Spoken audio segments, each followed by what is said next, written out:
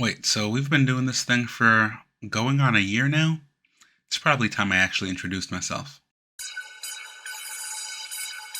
What it do? Hey, what's happening? Welcome back to Remy Be Real. I'm Remy. Hope you're doing fantastic whenever and wherever you're tuning in.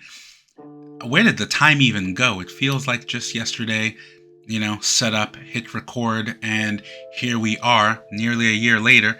Thanks so much for all the love and support, for tuning in, any of the comments you've left, the personal messages, the likes, the subscriptions. It all means so much to me, and really, I just want to be able to share more of these stories with you all and maybe inspire someone to get up, get out, and do something.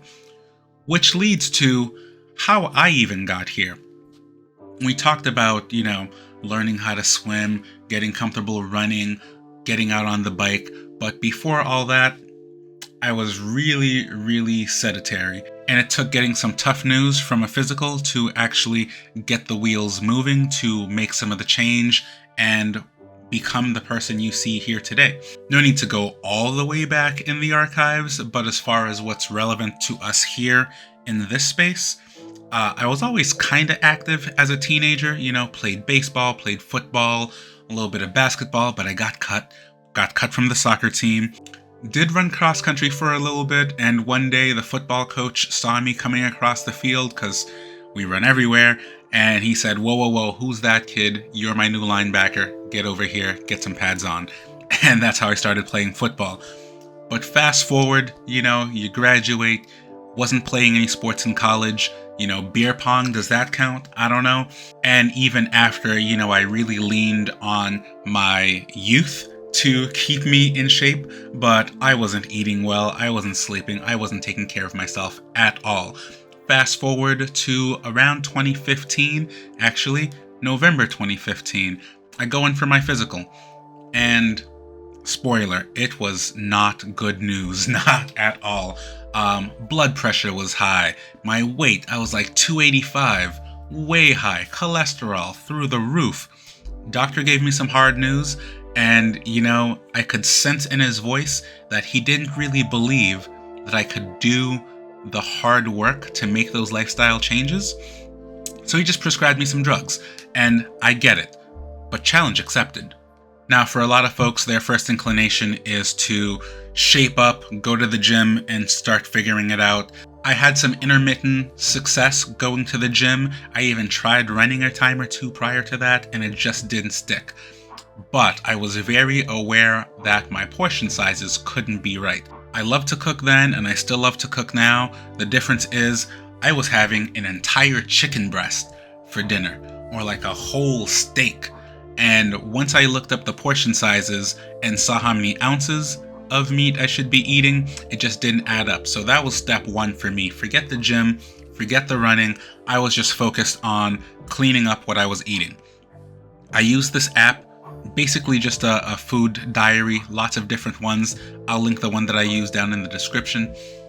And I had a streak of like 400 days where I logged every single thing that I ate. Now you gotta imagine, once you're seeing what you're eating and the calories associated with that, along with how you feel after you've had certain meals, after a day where I look at like a 4,000 calorie day, right? And that was just easy 4,000 calories, 5,000 calories, and just feeling, sluggish and not so great about it. So I started doing some research, as I ought to, and started replacing white rice for brown rice, started substituting sweet potatoes instead of regular potatoes, and making these small changes. And one of the bigger changes was reducing the salt, getting rid of the sugar, and a big part of that was saying no to soda. Minimize the beer for occasions on weekends, and that's where things got started. And you know what? It worked. And then I was having less beer to a point where I cut the beer out altogether, but soon thereafter, my energy level was way high. I was sleeping better, I was feeling better, and then I kind of got the motivation like, hey, there's a little extra pep in my step. Maybe I can now actually go to the gym. So I actually felt like I needed to lose 5 to 10 pounds before I could go into the gym. And that's just real, that's where I was.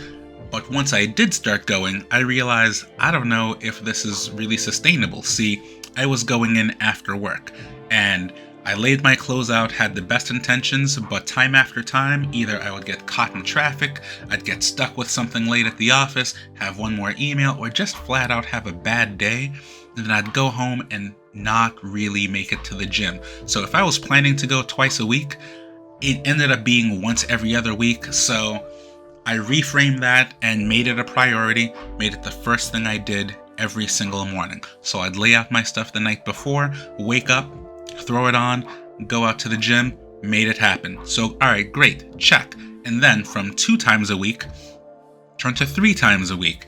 And that started to feel real good. And then I'm cleaning up my nutrition even more, and I'm feeling better. And one fateful day, I'm house sitting for a friend. I go down to their local gym, and it's closed. I'm already dressed and ready to sweat, and, gym's closed. What am I to do? Maybe I'll try this jogging thing out, right? No idea what I was doing. I just knew if I go down this way and take 4 right turns, I'll end up right back where I started. Started my heart rate monitor, had my phone in hand, and I just went for a jog. And lo and behold, it was like an hour and a half later. It's like, whoa, I think I went like 5 miles. It was slow. It was comfortable. I felt great. And that planted the seed for, I wonder how far I could go if I actually planned on going out for a run. But didn't think too much of it. Back to my grind, still lifting, still eating well, and randomly that summer, a friend of mine had a bucket list, wanted to run the Newport Marathon before her 30th birthday. Said, hey, you're in pretty good shape now. I need a buddy to run this race with me. What do you think? I immediately, absolutely not. I hated cardio, didn't want anything to do with it. I was that dude in the gym who only ran for like 10 to 15 minutes because I knew it was good for me. But as soon as it was done, I was done. But faced with this invitation and a challenge, we're at this cookout and I'm thinking about it. Before you know it, I've got a drink in hand, laptop in the other, and I'm registering for this race. So we're running a half marathon. Again, I don't know what I'm doing. I start talking to a friend, getting some ideas. I get my very first ever training plan and followed it. Ran a very comfortable, albeit super rainy, torrential downpour on the tail end of a hurricane.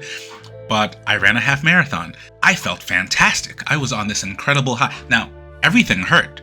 I was in the hotel room, rolling over. I couldn't feel my feet. My hands were numb. But after dinner that night, I'm already back registering for another race the following month. And then another, and another.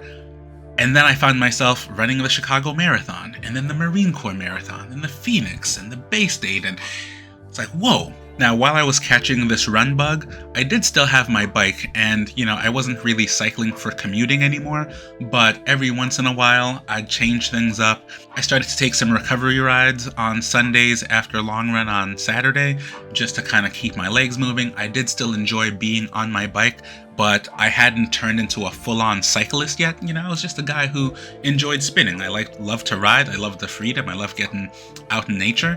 As I was feeling healthier, had so much energy, running wasn't gonna cut it.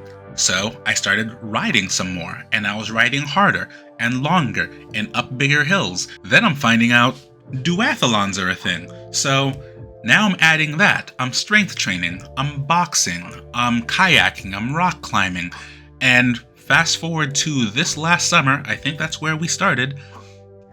I think I'm going to figure out how to swim and make this triathlon thing happen. Now, I'd love to tell you it was, set it and forget it, but there were a lot of little tidbits I had to pick up along the way to make things more manageable, to navigate certain spaces where you're not entirely in control. And one of them was really learning how to read a menu and how to isolate what I should be having and what I shouldn't be having by looking at the menu, because a lot of that stuff is really delicious, but not really great for the waistline. Big thing that I started doing right away is when I ordered, I would ask the waiter, waitress, split my portion in half and box the other bit to go right away. Already knowing that restaurants in the US are over-serving you. The portion sizes are ridiculous.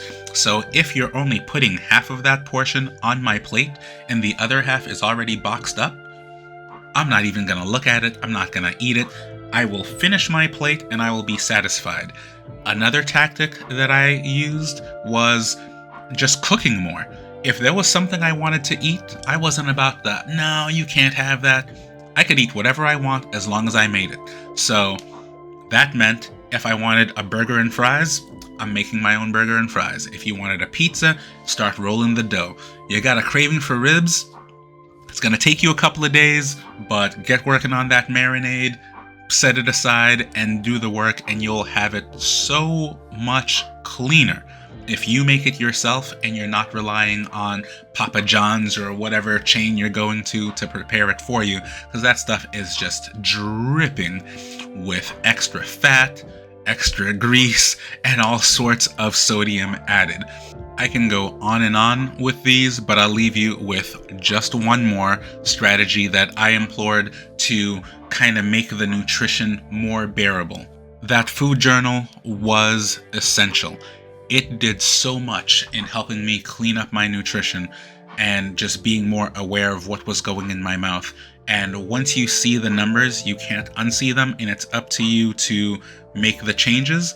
And once I started cleaning things up, turns out a healthy diet is actually really, really boring. Because at first, I'm looking up all this stuff to log it before I can eat it, and I'm scanning barcodes, and I'm looking this up and blah, blah, blah. But by 3 months in, the list of things I was eating got so short, and they were still very delicious. But, once you cut out a lot of the excess stuff, I'd have the same thing for breakfast because I know it made me feel good and gave me energy until around 11 o'clock. I'd have the same thing for lunch for the same exact reason. I'd be satiated and I'd feel light. It wouldn't bog me down. I wouldn't want to take a nap at my desk after lunch, and I could keep going through the day. Dinner was where I could flex a little bit. I'd have some leftover calories, so I'd have a nice nutritious dinner to set me up for getting out to the gym or going out for a run, going out for a ride the next morning. But those are some things that worked for me. What about you? Are you looking to clean up your nutrition? Are you looking to control your portion sizes? Are you looking to just have more energy? Let me know in the comments. Now, we haven't even touched on the transition from being an omnivore to vegetarian and the trials along the way, because I flirted with pescatarian here, and there's still some stuff that, I can't go full on vegan quite yet. I'm very dependent on honey, but never say never, right? So now you know that part of the journey. Like I said, there are lots of little details in between that we can touch on another time. Lifestyle changes, the dietary changes, the changes in physical activity. Happy to talk about it. Appreciate you guys. Till next time, it's been real.